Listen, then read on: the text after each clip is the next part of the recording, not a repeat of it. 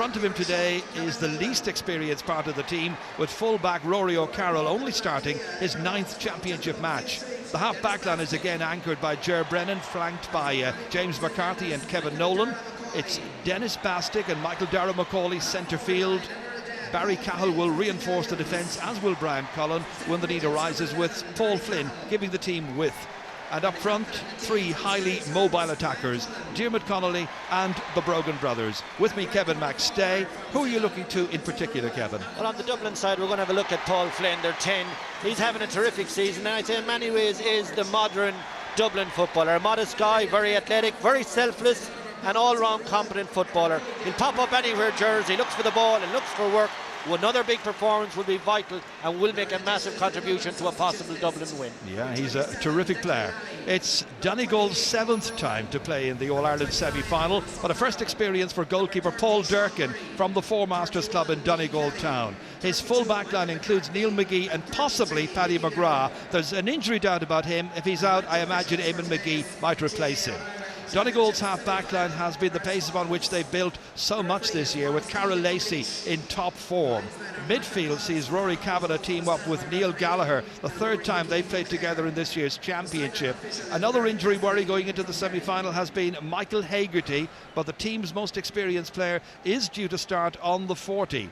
While the inside line shows team captain Michael Murphy in the company, we presume, of Paddy McBrearty and also, of course, Colin McFadden. Kevin, your thoughts? Well, we're going to have a look at Carl Lacey this time, Ger. Bigger, stronger, faster. He's been outstanding in 2011. 2-time All-Star, as you say. He's one of the country's top defenders. Marvellous player. He'd contribute. They're low average, their concession rate, he's excellent at that. He's in the mix for Player of the Year. He's mobile. Watch for his tackling prowess. An outstanding footballer. So the rain continues to fall down here, but we're almost set for the 4th ever championship match.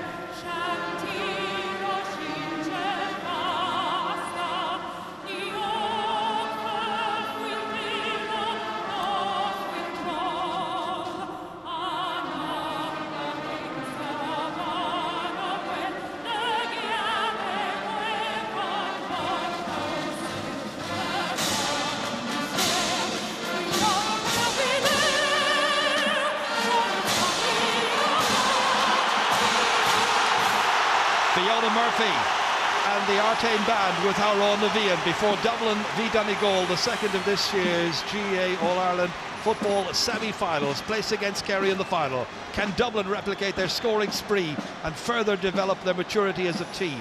Will Donegal demonstrate guile and qualities needed to unsettle the favourites? Maurice Deegan from Laois, All-Ireland final referee back in 2008, is in charge. It's Dublin who played from left to right in the first half, defending the goal at the Hill 16 end. They won the toss. The rain has eased. Little or no breeze around right now. What there is might be just going across the field. And we're still looking to see where the changes are. And Kevin McStay is having a look around, eagle-eyed, to see who's on, who's off. Christy Toy's in midfield anyway, that much is certain, alongside Rory Kavanagh. Dublin there with Dennis Bastick and Michael Darragh-Macaulay, and the semi-final gets underway. And Michael Murphy came out onto the 40 to try and get the opening possession there. Kicked in by Dennis Bastick. Mad scramble for possession over there, taken by Eamon McGee. He's playing anyway, so too is Rory Kavanagh. Back up as far as Mark McHugh. He expected to do a roving job. That was fisted by Paul Flynn there. Referee has seen something off the ball there, some holding, and it's got to be a free for Dublin. This to be taken by Barry Cahill. Just inside, as you can see, the Donegal 65-metre line. What I can tell you, Ger, is that Neil McGee is picking up Bernard Brogan, and other than that, positions really mean nothing. Well, let's see what happens as the game develops. Kevin Nolan. It's going to be very, very slippery trying to hold on to that ball, because conditions are far from ideal owing to the incessant rain we've had here since about 1:30. And the goalkeeper for Dublin, Stephen Cluxton, coming up to take this free kick, which is just outside the 45-metre line. 8 points already contributed by Cluxton from frees this year, most of them 45s, one from a free as well. Trying to get it over Paul Durkin's crossbar, the man they called Papa. So little or no breeze around, as I was mentioning, at this stage because of the rain. Kevin Cassidy putting under a huge amount of pressure, staying very close to the kicker as well, trying to get into his eye line. Cluxton with the opening scoring chance. He's missed it. That's the sort of detail that Donegal will have gone into. Every millimetre counts. The way they're taking on the free taker straight away would tell me they've really gone into some fine detail, Ger, putting pressure on him immediately. Paul Durkin ready to take this kick out, and notice that Carol Lacey made his way into midfield quickly to try and hold on to this opening kick out from the Donegal goalkeeper. It's gone very long. Taken in there by Kevin Nolan, excelled against Tyrone in the quarter-final. Now Ger Brennan. Deep one in there towards David Connolly. Swooping up there, trying to take it, Neil McGee. Still Connolly. Did he go out over the sideline, or the end line rather? He did. Well, so much expected from Connolly today. Here we go again here. Good shoulder there by Neil McGee to upset the momentum of David Connolly. I was wondering how the numbers add up for Donegal. I cannot locate Paddy McBrearty on the team, so I have to assume he's sitting down, and that might be a good call by the management. I just can't locate him at the moment. I don't believe he has started. Well, in that case, Neil Gallagher, Michael Hagerty and Paddy McBrearty, by your count, are the three left out, and coming in Christy Toy, David Walsh and Eamon McGee. Check. That's correct, Ger. Got it. Kevin Cassidy. Here's Rory Kavanagh. He's been showing some wonderful reserves of energy in this championship. Carol Lacey. Cassidy now kicking. Decent run in there, and it's Anthony Thompson is up there joining the attack. And the ball was handled on the ground, so it's got to be a free out. Thompson, you might remember from the Ulster semi-final, had a terrific game in that match, but it just goes to show you the backs being encouraged by Jim McGuinness to get up there if there's an opportunity. And with all the marking arrangements as well, if their man goes back, well, obviously Thompson's going to follow. This time it's got to be a free for holding onto the ball too long. Michael Murphy, who really excelled in the last 10-20 minutes of the game against Kildare, didn't start, of course, because of hamstring trouble.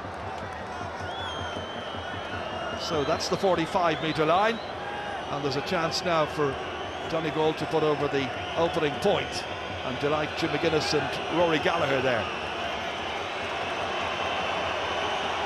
About 80,000 people are at Croke Park.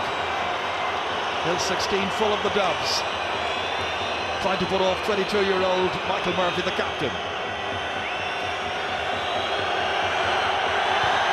Catches it well, but didn't get the direction. Facing Dublin, of course, for the second year in a row. Last year he was captain of the under-21s. Dublin goes short as far as Ger Brennan. Chance now to take the ball forward. Donegal get lots and lots of bodies back. Kevin Nolan kicking, but kicking it somewhat waywardly. Ryan Bradley was the one who collected that. Now Kevin Cassidy. Michael Murphy. David Walsh, the player who was shouldered on as far as Christy Toy, who got that marvellous goal when he came on just seconds after coming on in the quarter-final. Christy's been out for a couple of years with injuries. Still only 28 years of age. has a lot to contribute. And if you're wondering why it was so simple for Stephen Cluxon just to chip the kick out to 3 or 4 Dublin men, it's because, of course, the Donegal forwards have trottled all the way back to their own defence. So plenty of free players for Dublin and for the goalkeeper to choose from. 6 minutes gone. It's been cagey so far. Again, Michael Murphy. Or will he try and put this one over from the hands or lob it in? He's got Colin McFadden waiting inside. Well, it's up into the air. It'll eventually come down sometime. McFadden touched it last. An unproductive opening to this game.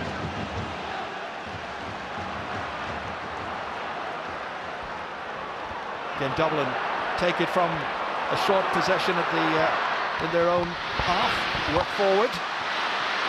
Alan Brogan didn't have the direction.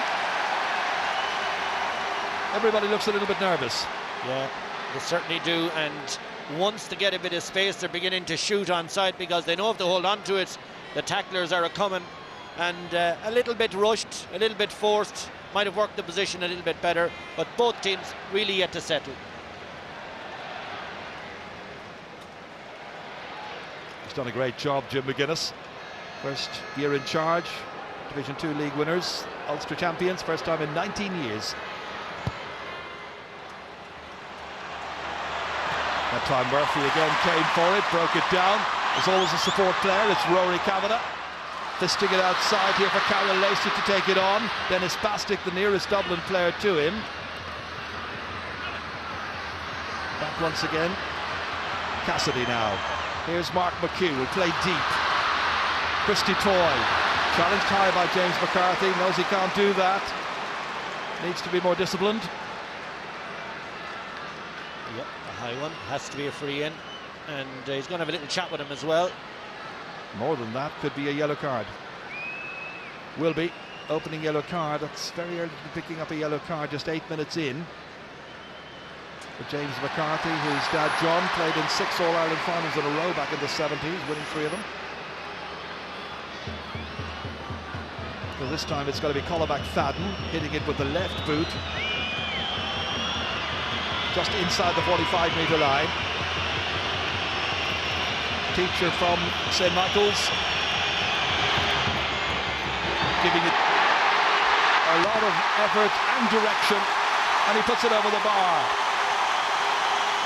Delighted Donegal fans all around Croke Park. So Donegal get the opening score in this match. Ger Brennan now. Donegal will try to peg him back, and the tactic surely will be to try and force Dublin to shoot from the edges from 45 metres at best. Once again, Rory Kavanagh.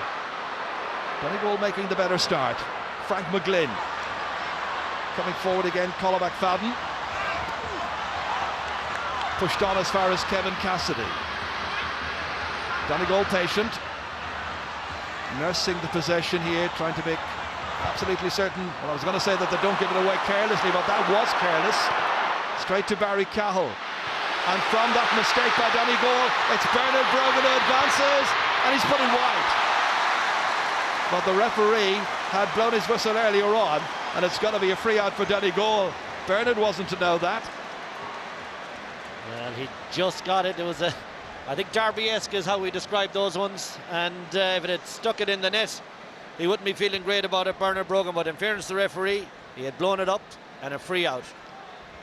And I think the Donegal player involved in giving possession away will be mighty relieved. Carol Lacey. Oh, again the ball turned back to where he was anticipating a colleague would be, and they're lucky to get it back once again through Rory Kavanagh. That's a good ball forward if Thompson can get onto it, but it's closed down quickly here by Rory O'Carroll. Tenacious full